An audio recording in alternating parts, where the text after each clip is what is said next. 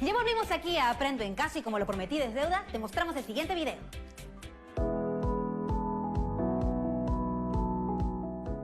En la sesión anterior aprendimos que ordenando los datos se construye la tabla de frecuencias. Sí, aprendimos que es importante organizar la información que se recoge en las encuestas. Ahora veamos el siguiente ejemplo. Presencia de las mascotas en el hogar. Las mascotas se han convertido en parte de nuestra familia por el cariño que les damos y por el cariño que ellas nos otorgan. Se preguntó a un grupo de personas sobre su mascota preferida y estos fueron los resultados. Representa en un gráfico estadístico la información. Ya tenemos los datos organizados en la tabla de frecuencia. En la tabla, la variable mascota viene a ser una variable cualitativa. ¿Por qué dices que es una variable cualitativa? Porque está representada en categorías: perro, hámster, gato, perico y peces. ¿Podrías decirme cuántas personas fueron encuestadas? 52 personas. Recordemos también que la suma de las frecuencias absolutas es igual al número total de datos. Pero, ¿ya no dice frecuencia absoluta? La frecuencia absoluta se representa por f sub i, donde el subíndice i representa cada uno de los valores o datos. La frecuencia absoluta número 1 es la que corresponde a la cantidad de personas que prefieren como mascota a los perros, es decir, 36. La frecuencia absoluta número 2 es para los que prefieren hámster y son 3. La frecuencia 3 de gatos es igual a 9. La F4 es igual a 1. Y la F5 es 3. La suma de las frecuencias absolutas es igual al número total de datos, se representa por la letra N, y es igual a 52. Recuerden tomar nota de los valores de la tabla de frecuencias. Ahora veremos que con la tabla de frecuencias podemos calcular la frecuencia relativa. ¿Qué es la frecuencia relativa? La frecuencia relativa h sub i es igual al cociente entre la frecuencia absoluta f sub i y el total de datos n. La frecuencia relativa nos va a permitir hacer comparaciones entre muestras de tamaños distintos. Veamos en la primera categoría para mascota perro.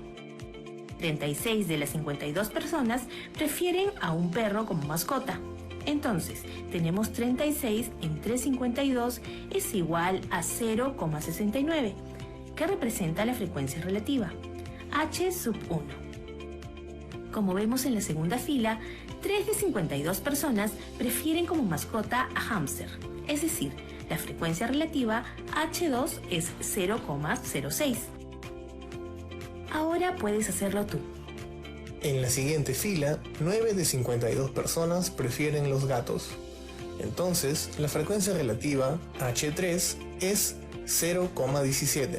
Así es. Para la categoría pericos, 1 de 52 personas prefieren los pericos. Entonces, la frecuencia relativa es 0,02. Muy bien. Tenemos para la última fila que 3 de 52 personas prefieren los peces como mascotas. Entonces, la frecuencia relativa h5 es 0,6. La suma de todas las frecuencias relativas nos debe dar 1. Comprobamos.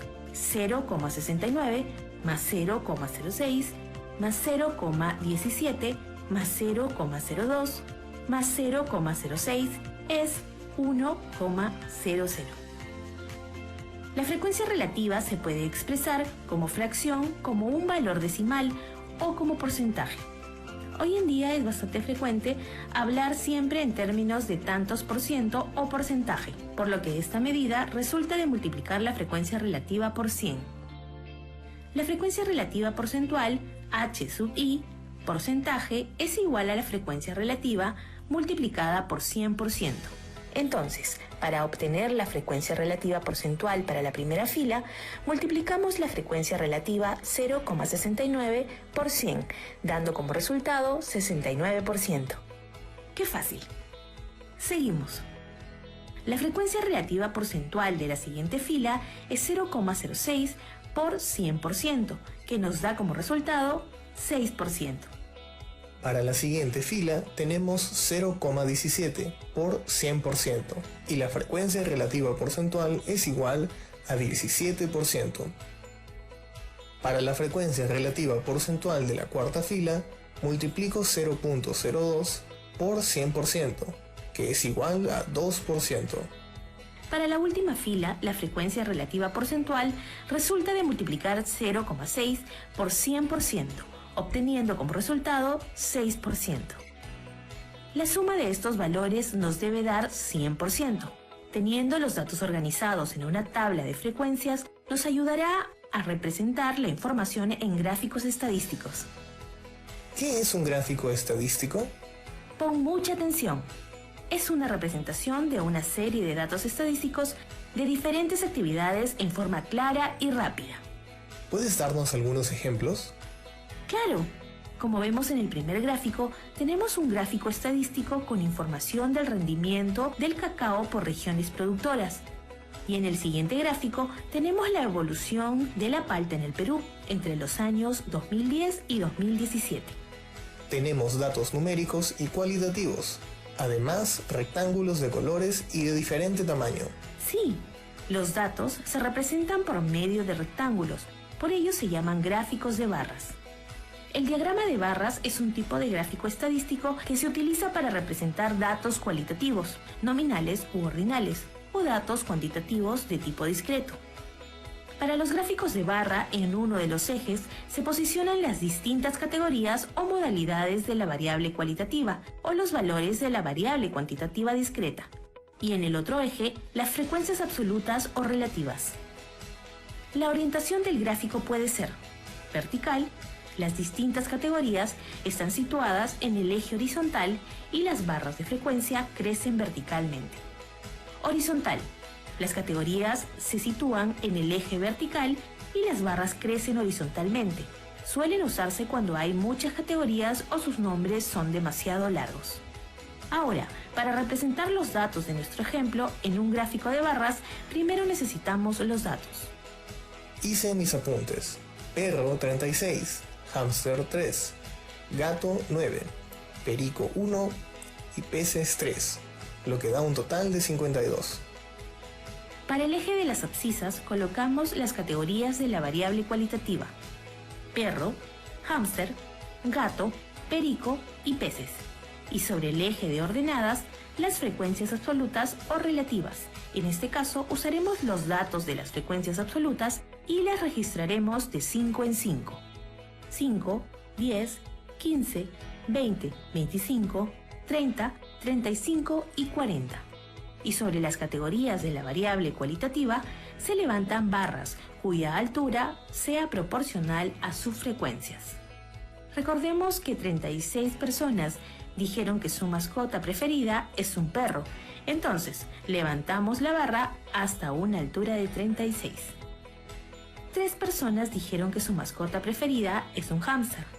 ¿Qué te parece si continúas tú? 9 personas prefieren de mascota a un gatito.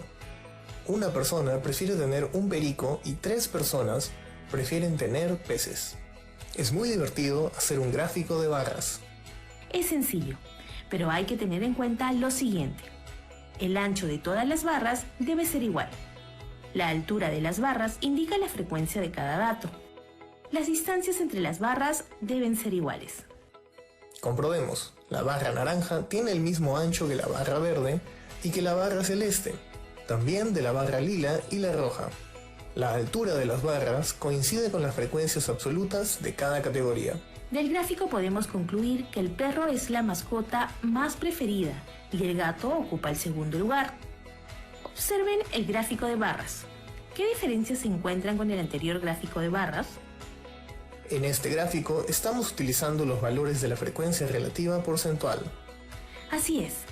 Para este gráfico de barras usamos la frecuencia relativa porcentual y podemos decir que el 69% de personas prefieren tener un perro como mascota. Ahora les presento otro gráfico de barras. Es un gráfico de barras con orientación horizontal y ahí estamos utilizando los valores de la frecuencia absoluta. Las barras crecen horizontalmente. Suelen usarse cuando hay muchas categorías o sus nombres son demasiado largos. Como vemos, los gráficos de barras se suelen usar para comparar magnitudes de varias categorías y resulta ser muy bueno para comunicar ideas. Los gráficos estadísticos permiten a las personas interpretar los resultados obtenidos a través de un estudio estadístico, haciéndolas más entendibles e interesantes. El gráfico hace más atractiva la información. Muy interesante lo que vimos, ¿verdad? Pues ¿quieres saber más? Bueno, tranquilo, espera, que ya regresamos con más después del corte.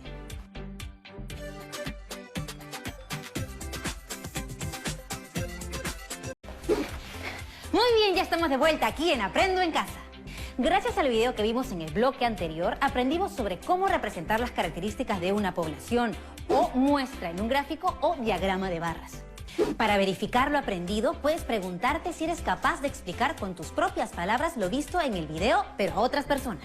Ten presente que este tipo de gráficos estadísticos se utiliza para variables cualitativas y cuantitativas discretas, es decir, valores enteros. Como podemos ver, representar información en un gráfico de barras ayuda a comunicar ideas con facilidad. Hoy, muchas instituciones presentan información a través de gráficos de barras para comunicar sus resultados y tomar decisiones para el bien de todos los peruanos. Ya estamos llegando al cierre del programa, pero antes de terminar te dejamos un reto porque sabemos que a ti te encantan los desafíos. Recuerda lo más importante, debes quedarte en casa. Debes aplicar la siguiente encuesta a un grupo de 20 personas. Pueden ser tus padres, familiares, amigos, amigas, conocidos, a quien tú quieras. Pero eso sí, usando el teléfono celular, el WhatsApp o otro medio. Todos tienen que escoger solo una de las opciones. Los datos que recopiles debes organizarlos en una tabla de frecuencia, representarlos a través de gráficos de barra y sacar tus propias conclusiones. ¿Cuál dirías que es la situación de salud de tu familia con respecto a las enfermedades respiratorias? Te voy a dar 4 opciones, así que apunta. A. Estamos todos sanos. B. Algunos miembros del hogar tienen gripe o malestar. C. Algunos miembros del hogar tienen otra dolencia. Y D. No precisa. Recuerda que todos tus trabajos los debes guardar en un folder donde archivarás las evidencias de tu aprendizaje. Comparte tus aprendizajes con tus familiares y explícales el procedimiento que se realiza para recoger, organizar y representar información estadística. Puedes usar el caso de cuando hay elecciones o cuando en los noticieros nos hablan de porcentajes y contarles sobre lo importante que es tomar decisiones informadas para el bienestar de todos. ¡Vamos! Anima a tu familia a participar de este reto. Recuerda siempre que no estás solo, que si algo ha sido difícil de entender hoy o tienes algún problema, puedes buscar a un adulto de confianza. Nos vemos en otra edición de Aprendo en Casa.